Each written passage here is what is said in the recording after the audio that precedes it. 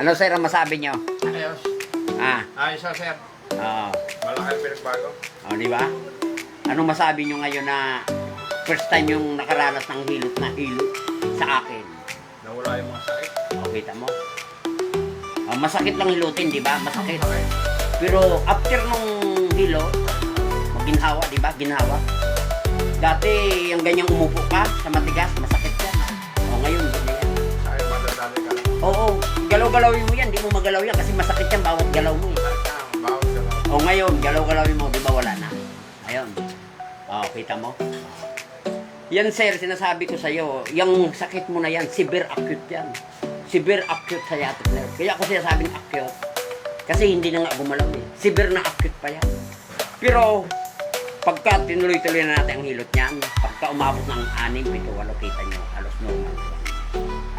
Ako lang ang naghihilot ng ganyan na gumagaling. Yun nga, kaya nga ito nalagyan ito. Sabi ng doktor, drop na yan. Drop na. Wala daw. Di mo nakita ngayon kumilo? Milo. Di ba nakita mo, gumalaw? Kaya nilagyan na yan. Parang memory na ito. Babalik natin sa normal yan. 3 buwan lang yan. Pangkaw, 3 buwan lang. Wala siya ng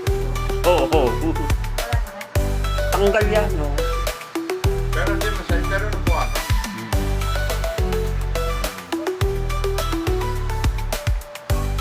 Marami pa namang hilot ngayon na kuan. Maraming hilot ngayon na scam. Ibig ko sabihin, paayusin natin yan. Siyempre, ikaw naman, gusto mong gumaling. Sige, puntahan nyo ako. Sagot ko na pamasahe kasi gusto mong gumaling, di ba? Oo, marami ngayon. Pagkatapos ng mahilot wala man nagbago. Di ba kayo, ilang hilot ang pinuntahan nyo? Dami na. Kung saan-saan pa kayo nakarating kasi may service kayo, may kotse kayo. Kung saan nyo pwede kayong pumunta. Tangkas, Cavite. Biruin mo yan. Pero sa dami ng hilot, ngayon nyo lang naranasan ang ganyan na. Kita mo. Antimano may pinagbago. Antimano. Di ba sabi ko, pagkatapos ng hilot, magbabago yan. Pagdating ng 3D sir, nawala na yung sakit ng hinilutan ko, yung dinaanan, magbabago pa yan. Patapos ang healing niyan 1 week. Araw-araw yan mag-improve. May maramdaman ka. Ngayon, wag mong kalimutan yung mga tinuro kong exercise. Kasi, yun yung effort mo para gumalaw yan. Ako na magsasabi, ang pagpapatuloy ng paggalaw niyan, nasa sayo. Ako lang ang hihilot, ako lang ang hanap ng mga problema. Yung mga problema na yun na kaya hindi mo maigalaw kasi masakit, aalisin ko yun. Lahat ng problema bakit matigas, aalisin ko yun. Yun ang trabaho ko. Pero yung effort ng paggalaw, ikaw ang mag-i-effort. Kasi i-exercise mo yan. Kasi ang problema niyan, wala nang lakas yan. Wala nang lakas yan. Kaya kailangan magkaroon ng lakas yan. Kulay na. Kaya, bago magkaroon ng lakas yan, kailangan mahilot muna siya. Kasi, yung mga nagbabara doon na hindi masuplayan ng dugo, kailangan maalis yun.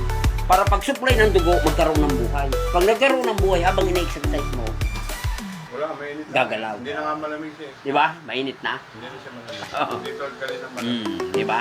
Yun yung pinapaliwanag ko sa mga pasyente. Pero mga ilang session, ayos na rin. Ako nang sabi sa'yo. Di ba? Pasakay pa lang ako. Kaya ako nagla-live, sir. Nila-live ko ang hilot ko. Kasi gusto ko makita ng tao. Kung ako scam, kung hindi gumagaling. Gusto ko makita. O kung hindi gumagaling ang pasyente. Kaso kaya ako nagla-live kasi alam ko gagaling eh.